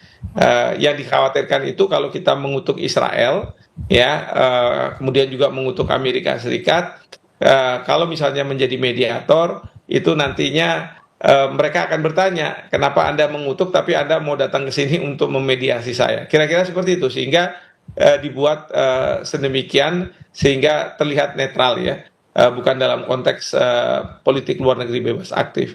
Okay. Ini yang kemudian dikritik dari Kedutaan Besar Iran. Soal Indonesia bersedia untuk menjadi mediator, kita akan bahas nanti Pak Hikmanto. Saya mau ke Mas Julius dulu. Mas Julius, Amerika Serikat atau Donald Trump mengatakan bahwa serangan ini akan berlangsung selama 4 minggu. Apakah Anda melihat hal ini rasional? Konflik ini akan terjadi selama 4 minggu dan apakah Iran siap terhadap eskalasi ke depan, melihat kekuatan militernya? Untuk sebuah operasi terbatas mungkin bisa jadi 4 minggu itu terlalu lama ya. Okay. Terlalu lama dalam artian dia operasi terbatas itu menetapkan target-target terbatas. Misalnya kalau kemarin pimpinan tertinggi Iran dalam tanda kutip objektifnya sudah berhasil dieliminasi, terus kemudian situs militer sudah dilemahkan, mungkin tidak semuanya tapi sekian persen gitu. Terus kemudian situs militer itu bisa jadi ya radar, hanut, pusat komando dan lain sebagainya gitu ya. Terus kemudian situs nuklir Iran yang menjadi objek sengketa awal dan jadi inti negosiasi di Jenewa kemarin, seharusnya tidak terlalu lama gitu ya. Tidak perlu terlalu lama. Kalau memang kan Amerika Serikat punya instrumennya, misalnya ada pesawat pembom jarak jauh, terus kemudian kemungkinan superioritas udara sudah di tangan, artinya dia lebih relatif leluasa untuk dalam tanda kutip melaksanakan target-target itu ya, mencapai target-target tadi ya. Nah, sepertinya terlalu lama. Apakah pertanyaannya Amerika Serikat sedang membuka ruang kemungkinan yang lain, misalnya untuk kalau tidak operasi darat ya penggalangan. Di operasi penggalangan kan banyak agen-agen yang ditanam juga di sana untuk menggerakkan katakanlah people power gitu. Walaupun saya melihat sepertinya sulit ya gitu ya. Untuk kemarin sih sempat rusuh-rusuh itu kan Iran mengklaim bahwa itu adalah hasil operasi penggalangan oleh intel asing gitu ya, kurang lebih. Nah, apalagi yang ditunggu jadi pertanyaannya, apakah demikian memang menunggu katakanlah sebuah operasi penggalangan untuk menggalang supaya masyarakat Iran secara internal melakukan perubahan, ataukah kalau menunggu untuk misi menghancurkan situs nuklir Iran sepertinya tidak butuh waktu lama gitu. Gitu, karena instrumennya sudah ada gitu. Konflik 4 minggu itu terlalu lama Anda melihatnya, dan tentu kita akan cermati juga bahwa serangan Amerika Serikat Israel ke Iran ini bukan hanya soal serangan fisik, tapi juga Anda melihat bahwa ada kemungkinan langkah atau strategi lain yang akan dilakukan Amerika Serikat Israel dalam konflik terhadap Iran. Tapi Mas Julius, saya mau ke Pak Hikmahanto. Pak Hikmahanto, tadi Anda menyampaikan bahwa Indonesia ini berpotensi untuk atau Indonesia bersedia menjadi mediator dalam konflik Amerika Serikat Israel-Iran. Seberapa powerful peran Indonesia menjadi mediator dalam konflik Amerika Serikat Israel-Iran? Ya, ini tentu tergantung dari para pihak yang berkonflik ya. Apakah mempercayai Indonesia menjadi mediator? Kita boleh menawarkan, tapi ujungnya adalah bergantung pada para pihak yang terlibat dalam konflik untuk mau menerima atau tidak menerima. Nah, permasalahan bagi kita adalah kalau kita menjadi mediator, bagaimana kita akan menjadi mediator untuk misalnya kepentingan Israel, karena kita tidak mempunyai hubungan diplomatik. Kecuali kalau kepentingan Israel itu ditampung menjadi kepentingan Amerika Serikat juga. Artinya kita hanya menjadi mediator untuk Iran dan Amerika Serikat. Nah, itu yang pertama. Nah, yang kedua yang saya lihat, kalau misalnya menjadi mediator pada posisi sekarang, itu masih terlalu prematur. Karena sekali lagi secara psikologis, pihak-pihak yang berkonflik merasa bahwa dia akan memenangkan perang ini dan perang ini akan segera selesai. Peran dari mediator ini baru terasa dan dibutuhkan itu setelah konflik ini ternyata berlangsung lama. Ya, seperti kita tahu konflik antara Rusia dan Ukraina sampai hari ini masih belum selesai. Ya, masih ini udah sekian tahun gitu ya. Nah, di situ untuk menyelamatkan muka supaya tidak kemudian menghentikan serangan ini dianggap sebagai suatu kekalahan, mungkin para pihak membutuhkan pihak ketiga yang menjadi mediator untuk mendamaikan, sehingga mereka mengatakan gencatan senjata ini sebagai hasil dari mediasi, tapi bukan karena salah satu pihak itu kalah. Jadi seperti itu yang saya bayangkan. Oke, masuknya Indonesia dalam keanggotaan Board of Peace, apakah itu Anda lihat sebagai posisi yang justru memberatkan Indonesia sebagai mediator? Atau apakah Iran akan mendengar suara Indonesia dalam posisi Indonesia bergabung dengan BOP, Pak Hikmahanto? Ya, kalau saya lihat dari pernyataan dari Dubes Iran di Indonesia, beliau menyambut sebenarnya apabila ada keinginan Indonesia untuk menjadi mediator. Tetapi kemudian dia juga mengatakan bahwa bukan saat ini, karena saat ini pihak Iran itu menolak negosiasi yang ditawarkan oleh pihak Amerika Serikat, karena ada ungkapan Amerika Serikat bahwa ada kemungkinan pihak Iran itu akan melakukan negosiasi, ada Sekretaris Dewan Eksekutif Keamanannya. Tapi itu juga sudah dibantah oleh yang bersangkutan bahwa Iran tidak dalam posisi mau bernegosiasi. Justru Iran ingin melakukan perang ini karena mereka sudah siap untuk melawan Amerika Serikat. Jadi sekali lagi ini akan bergantung pada para pihak. Iran menerima, saya tidak tahu apakah Amerika Serikat akan menerima, dan kemudian juga Israel. Tapi yang juga harus diperhitungkan oleh Bapak Presiden ketika menjadi moderator, terutama kalau misalnya berinteraksi dengan Israel, itu adalah publik di Indonesia. Apakah publik akan bisa menerima ini atau tidak? Karena kemarin kita masuk di BOP, kemudian Israel masuk dalam BOP, publik kelihatannya tidak sejalan dengan apa yang dilakukan oleh pemerintah. Dan saat ini publik menginginkan agar Indonesia keluar dari BOP. Seperti itu. Baik, belum saatnya tanda kutip Indonesia menjadi mediator dalam konflik Iran, Amerika Serikat, dan Israel, dan konflik ini juga diprediksi masih akan berlangsung selama 4 pekan ke depan. Tentu kita masih akan mencermati bagaimana eskalasi konflik yang akan terjadi dan tentu dampaknya terhadap global. Terima kasih Pak Hikmahanto Juwana, Guru Besar Hukum Internasional Universitas Indonesia, dan juga Julius Suman, jurnalis Kompas TV, sudah berbagi pandangan di Breaking News Kompas TV. Selamat malam Bapak-Bapak. Sehat selalu. Selamat malam semuanya. Selamat malam Pak Julius. Malam Pak. Saudara, terima kasih Anda telah menyaksikan Breaking News Kompas TV, dan Breaking News Kompas TV kami akhiri. Saya Dian Silitonga. Breaking News Kompas TV masih akan kembali seusai jeda.